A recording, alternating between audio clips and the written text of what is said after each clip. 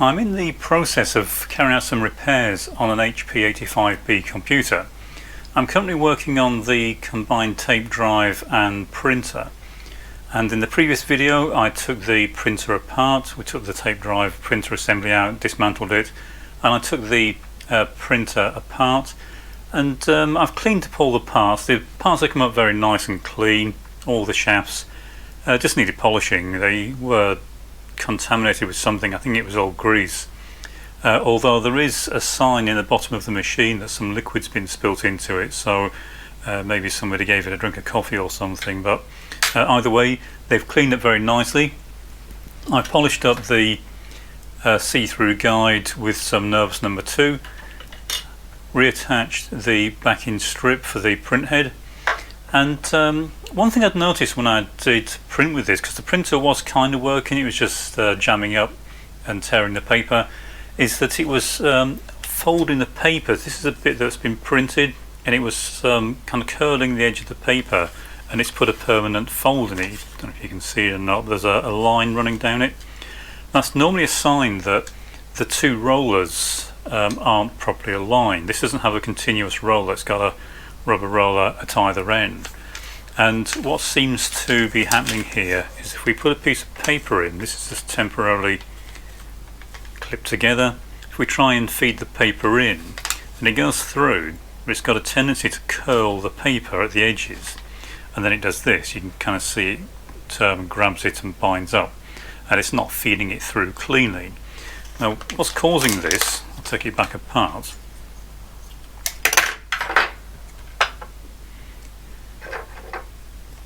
Is you have the rubber rollers on this shaft, and they should engage with the rollers on this piece, so they should sit in like this, and then the paper gets trapped between the rubber roller and the two plastic rollers on either side, and it should feed cleanly through.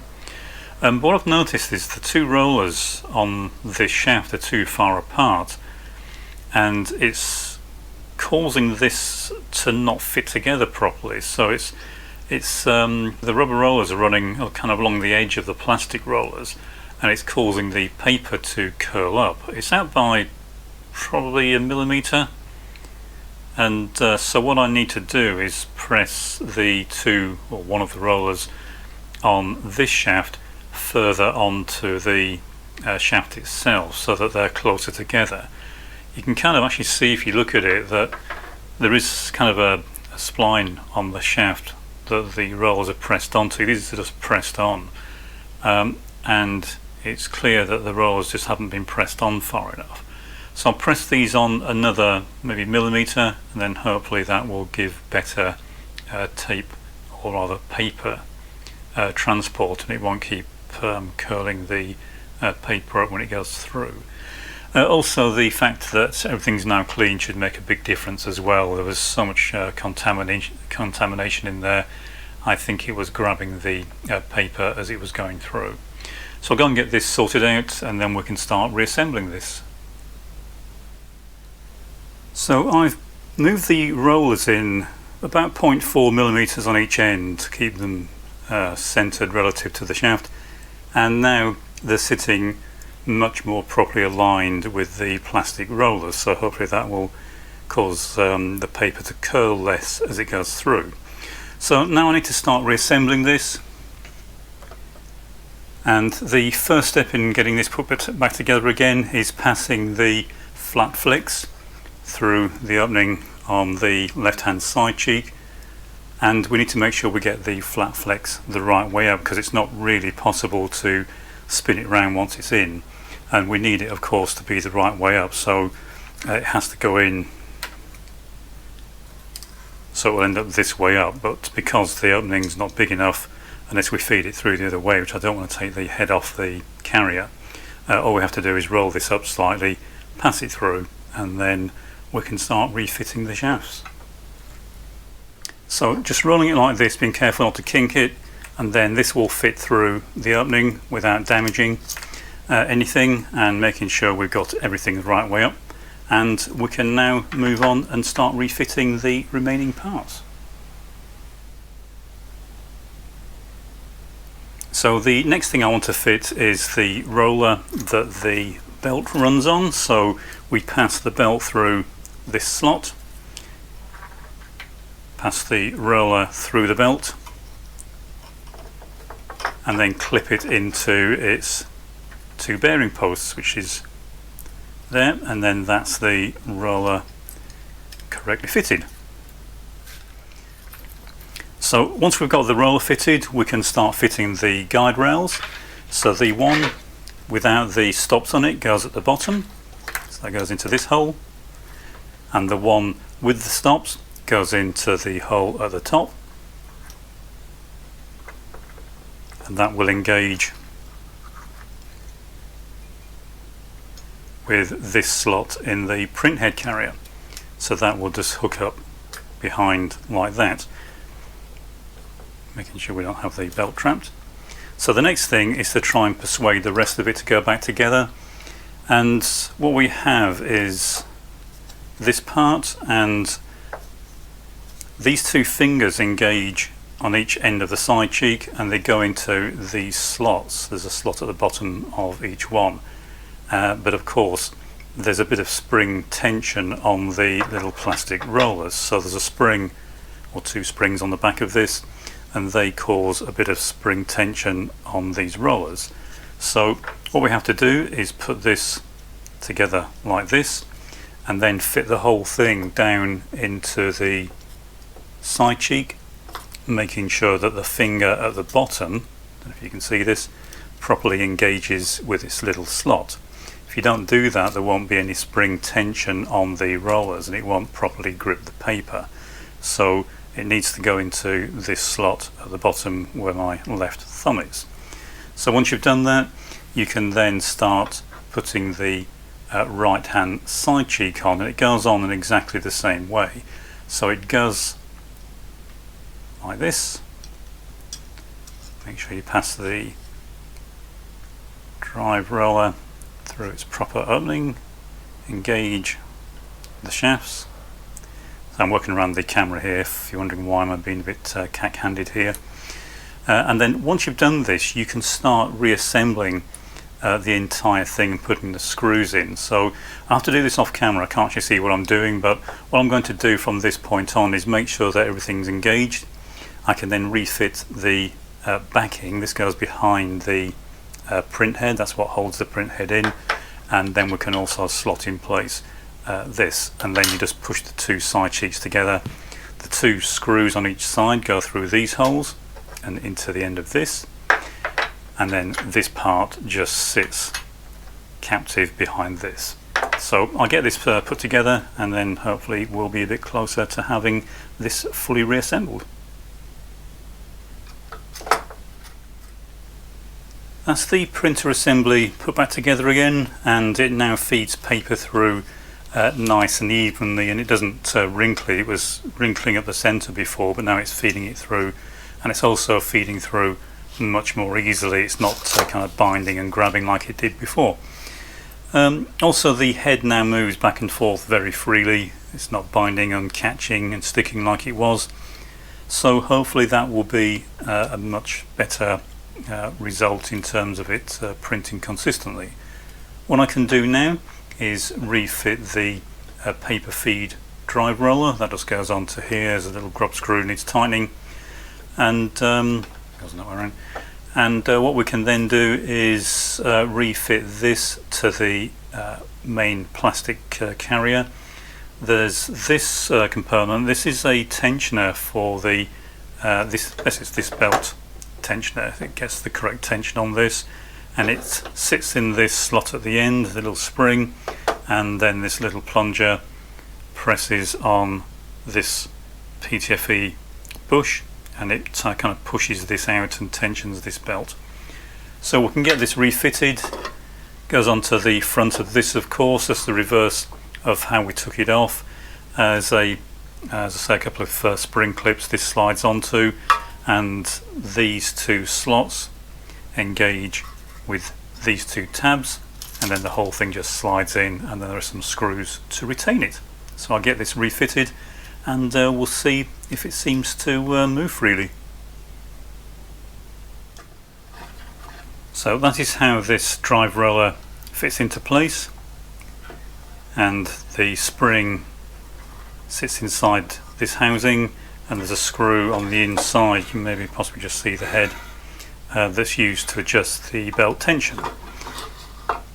So I'll get this bolted back together. I can now refit the motor, and the motor will hold this shaft in place, and then I can refit the drive pulley to the paper feed shaft, and then refit the belt and motor onto that as well. That's the printer mechanism reassembled. I've made sure I lined up the shaft as closely as I could so that it was in a straight line. You just the motor, move it around until this shaft and the motor shaft are as straight as possible. There is a flexible coupling, but it's still better to get them straight. Adjust this motor for good tension on this belt, and then the screw in here you adjust for the correct tension on this belt. And if that's all correct, then everything moves freely. It's now moving much better than it was. And one of the main problems I had with this is the paper kept jamming up, and trying to get new paper into it was really difficult. It just wouldn't feed through properly. Whereas now, as you can see, the paper feeds through without any problems at all. So that seems to have improved that. The next thing I want to look at is the tape drive itself. So that's the bit that sits underneath here. If all you wanted to work on is a tape drive, you don't need to remove the entire printer assembly. You can just take this part out on its own, but because I wanted to dismantle the printer, I'm doing it all in one big piece. So this is the next thing to look at, and in particular I want to look at this roller. As you can possibly see, it's in very poor condition. So we'll get this top cover off, and we'll pull this roller off, have a look at it, and see what we can come up with as an alternative. I've separated the two main halves of the tape drive so we could get to the roller. If you do take one of these apart, be careful not to lose some of the smaller parts. There are two fixed rollers on this side. The easiest parts to lose on this side, there's a sprung roller, and there are two kind of small leaf springs, which are these things, and then the other roller sits in here at the front, and the springs sit behind it, and it's very easy. If you don't notice these fall out, they'll just disappear. And they are quite important to the proper operation of the tape drive. If you don't have those in there, you'll get very kind of flaky performance and behaviour of the drive itself. Okay, so this is the roller we're interested in. It's the one that sits on the end of the motor shaft, and as you can see, it's seen better days. Now we do need to make sure it's the right final diameter, and luckily there is enough of this one left so we can measure it, and I'll do that first to get the correct diameter, and then we'll have to come up with some alternative for this, get this one out and fit the new one. We can't really just fit an O-ring here because the way it aligns and drives on the tape, it has to be flat. If you try and use a curved O-ring, then depending on where that O-ring impinges on the tape, it'll run at different speeds, and you'll find you'll get weird behaviour, and sometimes it'll work, other times it will just refuse to load programs because the tape's running at too far from the correct speed. So it's best to have a flat surface if you can. I'll probably end up just machining one out of a piece of flat silicon sheet, but we'll have a look, see what I can find, and hopefully find something suitable.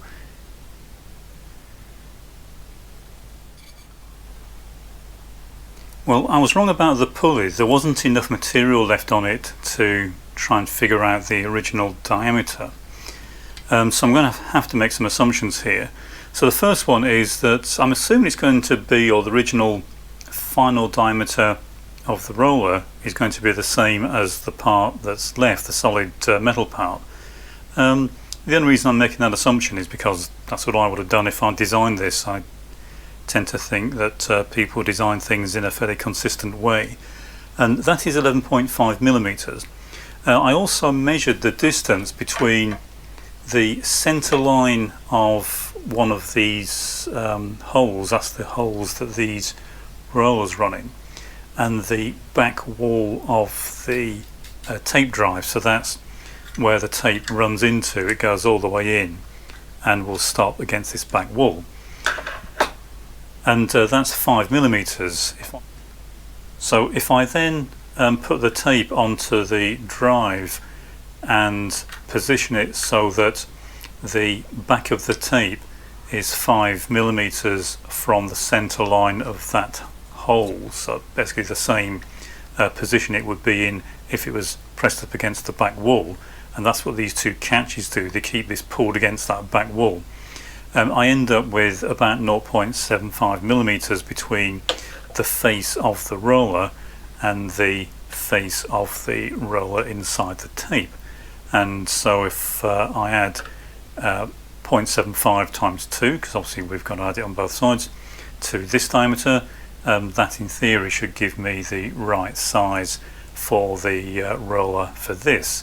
This is 10mm, so we add 1.5 to that, we end up with about 11.5, and that's the same diameter as that rear part of the roller. So it seems to make most sense. So I need to find a bit of silicon tubing or something with a 0.75mm wall thickness, or what I can do is find one with a thicker wall thickness and just machine it down to the right final size, bond it onto here, and then hopefully that will give us the correct tape speed.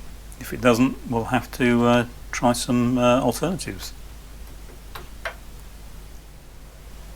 So looking at this problem a bit more closely, I've decided to go with a rubber roller rather than a silicon roller, and the reason for this is because there's quite a high load on this roller, and under those conditions I find that silicon is less suitable. It has a tendency to move around and walk itself off the roller, and it's much harder to get it to stay in place, and also has a tendency to split over time, whereas rubber under those conditions tends to be a lot more stable. And I make a lot of this type of roller each year, carry out a lot of repairs, and one of the very common things I have to do is make up rollers like this for all manner of different types of equipment. And the requirements do vary a lot, so I tend to chop and change what I'm doing depending on the requirements. In this case I had two basic options. One was to use a piece of silicon or silicon tubing, and the other was to use a piece of high density rubber, and that's the one I selected. So what I'll do, I'll post a follow-up video showing how I go about making this type of roller. I'm asked about this quite a lot, so I'll post a separate video showing how I went about making this, but in short, I machined it from a piece of rubber tubing. I could have gone with silicon tubing like this, and this will give us the same dimensions, but using this material is going to give me a much more resilient final result. This method also results in a much more accurate roller. It's much rounder, it's much more accurate in terms of its parallel. There's not, if you use tubing, it tends to be curved in the middle, whereas this method gives you a very flat roller with a very nice grippy surface finish, and they also tend to be very hard wearing. Okay, so that's what I'm going to use here. As I say, I'll post a separate video showing how I make these, but the next job for this repair is to get this reassembled. The only real tricky bit in assembling this is to get the two leaf springs fitted. There's one in this bottom section and one goes in the top, and then the roller sits to the left of the spring as we look at it, and the spring kind of pushes the roller this way. The only tricky bit is stopping the spring in the top section falling out while you bring the two parts together. Okay, so I'll get this reassembled, and then we can refit it to the machine and see if we're getting any closer to a working tape drive.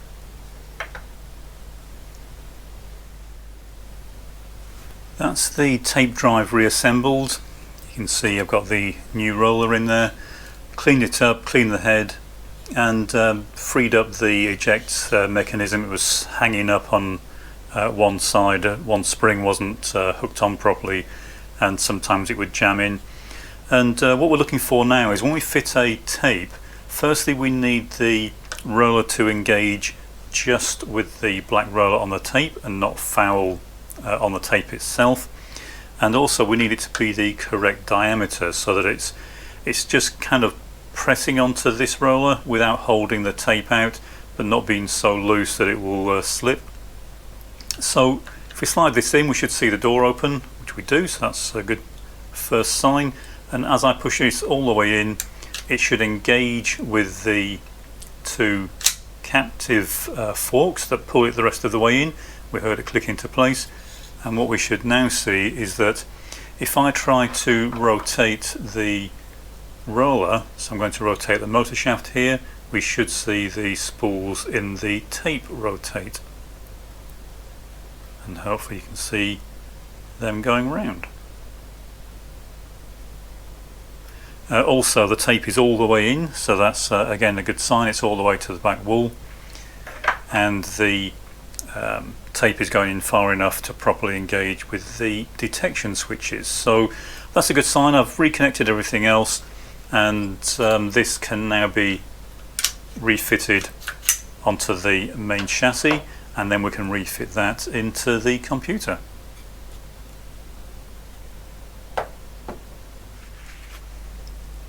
I've refitted the mechanism into the computer, and as you can see, it's all gone back in quite nicely.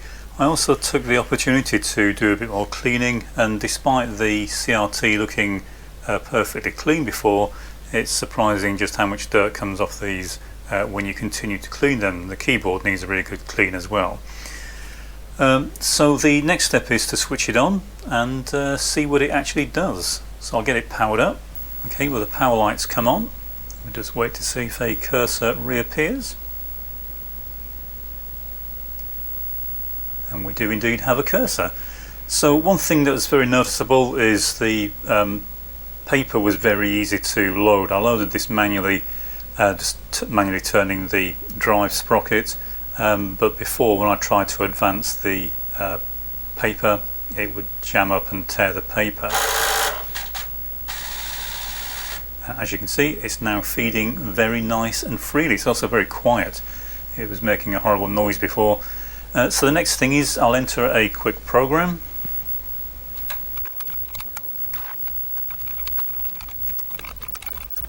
Okay, I've entered a program. Excuse any flickering on the display. It's nothing evident in real life, but as ever, the camera shutter may be causing an issue. We'll try and run this program. It should just print hello world 10 times on the printer.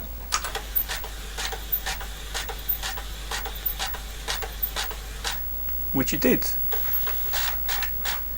And not only that, but it's printing much more clearly than it was before. So it was quite faint before, and now it's quite nice and well defined and dark. Also, it's noticeably quieter. It's moving very nice and freely. No juddering and shaking and vibrating as it was doing before, and so that's a good sign. Looks like the printer is now working very well. But of course, what we want to look at really is the tape drive. So I'll just fit the tape into the drive. So it fits in nicely, and the first thing I have to do, as I said, is format this, and we do that with the erase tape command.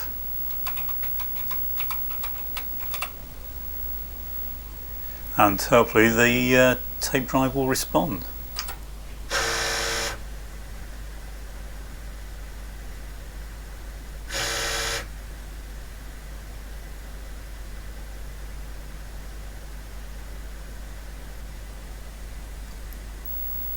Okay, well, no errors so far.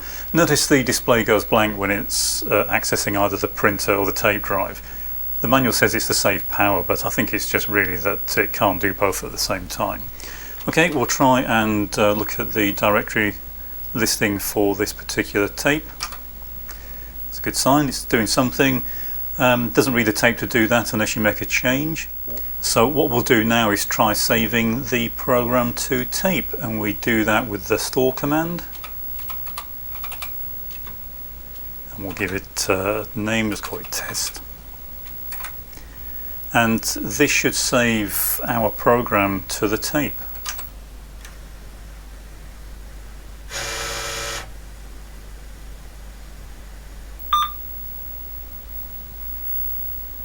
Okay, we're getting an error, so we'll try that again. I haven't conditioned this tape, it's a brand new tape, and really we should run it from end to end before we try and use it, otherwise we might well get errors like this. We'll try running it again, just do a quick look at the listing to see if it's actually saved anything at all, which it hasn't, so we'll try saving this again.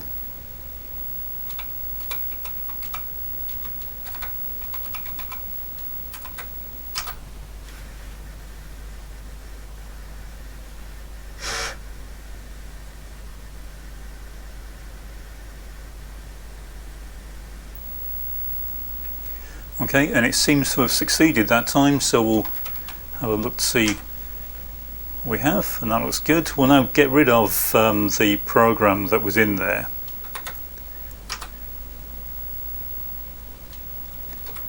So just clear the display, and we'll try loading the program.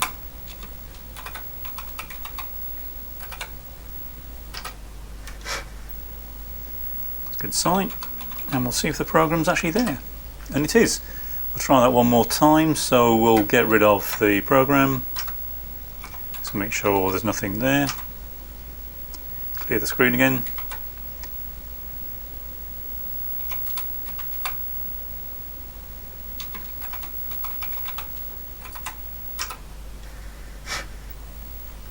okay, and try and list it. And finally try and run it one more time.